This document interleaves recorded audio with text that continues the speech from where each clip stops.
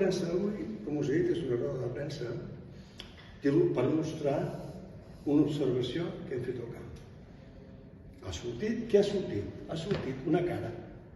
La meitat d'una cara ja tenim, ja estem reconstruint també tota la part de l'arcigomàtic. Per tant, probablement, quan acabem la campanya, si no hi ha res de nou, tinguem mitja cara sencera, amb la qual ara a mitjans informàtics podem fer l'altra. Això vol dir que el 26 d'aquest mes tindrem la cara dels habitants d'Europa de fa 1,5 milió d'anys. És una bestiesa. És un salt científic tan gran. Però el que serà important serà estudiar aquest fòssil. Per què serà important? Perquè tornem a fer datacions, nuclis cosmogènics, polimagnetisme, blanqueig de quars, isòtops radioactius de tot tipus, totes les proves per saber si el que estem dient és veritat. Perquè tenim bioestratigràficament, sabem pels allofaiornis, que són uns petits rosegadors, que això no té més d'1,5 milió d'anys, això ho sabem. Però sabem que té més d'1 milió i probablement més d'1,3 milió. Per tant, posem 1,4 milió. Però clar, això ara tornem a aixecar-ho tot i ens reunim i llavors es fa l'article científic.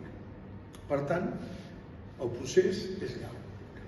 I aquest procés d'avui, la discussió, és més una discussió en el que diem nosaltres els camps hipotètics. Quines hipòtesis hem plantejat? Moltes. Sabem una. A Tapra que s'ha demostrat que a Europa, des de fa 1,5 milió d'anys, hi ha població contínua. Hem trobat 1,4, a 1,2, a 0,9, 0,8, a 0,5, a 0,3, els neandertals. Conclusió, amb això de totes les espècies que han viscut a Europa. Això és un pas importantíssim per saber els nostres orígens, o els orígens que vam viure aquí fa tants anys. Aquesta és una qüestió. Segona qüestió, que s'ha viscut a la premsa i que voleu que llegiu la premsa. La nostra cara. És important saber quan una cara com la nostra apareix. Sí, perquè fa molt poc es pensava que les cares eren com els neandertals. Resulta que, com més vell és el fòssil, les cares són més com la nostra. Això ja han canviat directament. Tots pensàvem que la cara d'un erectus era... Com més vell és el fòssil, més s'assemblen a nosaltres. Això ha canviat absolutament i és com l'alçada i això. L'Homo ergaster, l'Homo erectus, mereix 1,85 m, és més alt que nosaltres. Tot això, que també es va descobrir a Àfrica i tal, està canviant perspectives que teníem pensant. Com més vell, ossos més gruixuts... Això és el que està canviant la història de l'evolució. I aquestes descobertes, trobar una cara, és molt difícil perquè les cares es perden quan s'enterren, els ossos són molt prims, són tot, que es desfan. Trobes dents, una mandíbula, pots trobar el frontal, que és més robust, que no. Per això és tan important aquestes coses i aquesta troballa és tan important. Us explico una altra qüestió perquè és important. Clar, la cara d'un erectus o d'una variabilitat d'erectus, que és això, una variabilitat, és molt important perquè, torno a repetir la paraula important perquè ens quedi al cap, perquè els erectus s'han fet a partir del coco, del crani, no de l'esplendocrani, perquè esplendocranis no n'hi ha. I aquí n'hi ha un, aquí n'hi ha dos.